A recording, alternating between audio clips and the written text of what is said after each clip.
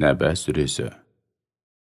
Рахман, әрі аса рахымды Алланың атымен бастаймын.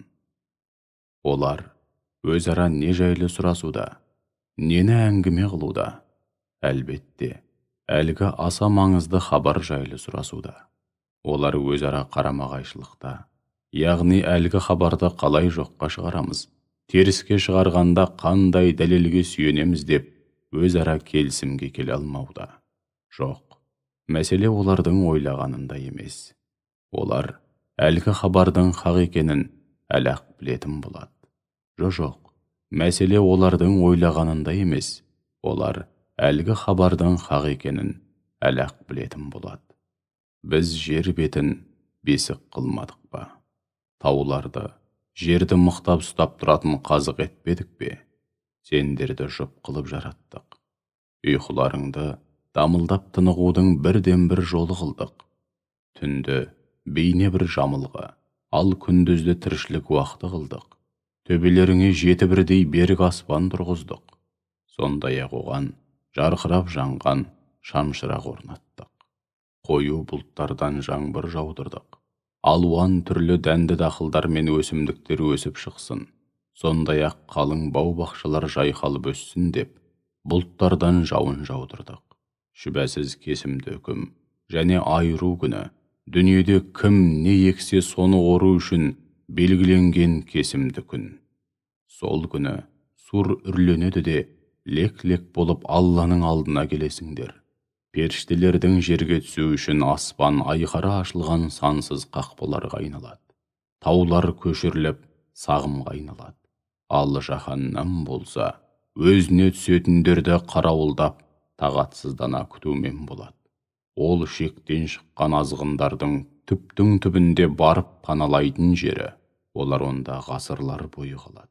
Олар онда жанға жайлы салқындықты да, шөл қандырар сусынды да тата алмайды. Тататындары тек қайнаған су мен ірің ғана. Олар істеген істерінің лайықты қарымтасы ретінде сондай жазаға тартылады. Өйткені олар күндердің күнінде жауапқа тартыламыз-ау деп ойламайтын, әрі сенбейтін еді. Өздеріне түсірілген һәм оқылған аяттарымыз бен болмыстағы айқын дәлелдерімізді қасарысып жоққа шығаратын еді. Алайда біз олардың істерінің бәрін жіпке тізіп, кітапқа жазып қойдық. Ендеше істеріңнің жемісін татыңдар. Енді бізден азаптарыңды арттырғаннан басқа ешбір жақсылық күтпеңдер.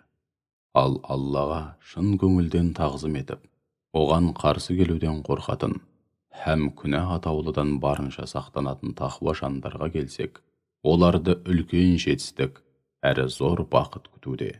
Олар үшін бау-бақшалар мен жүзім бақтары, қос анары толықсыған, түйедей құрдас, хор қыздары, ғаламат сусындарға толы қадақтар, кеселер бар. Олар онда бос сөз де, жалған сөз де естімейді. Міне мұның бәрі Раббыңнан тақуа жандарды толық қанағаттандыратын жеткілікті сый-сияпат.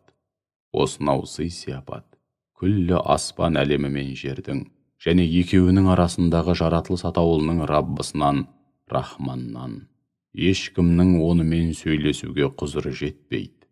Сол күні рух және періштелер Раббыңның алдында қаз-қатар сап түзейді.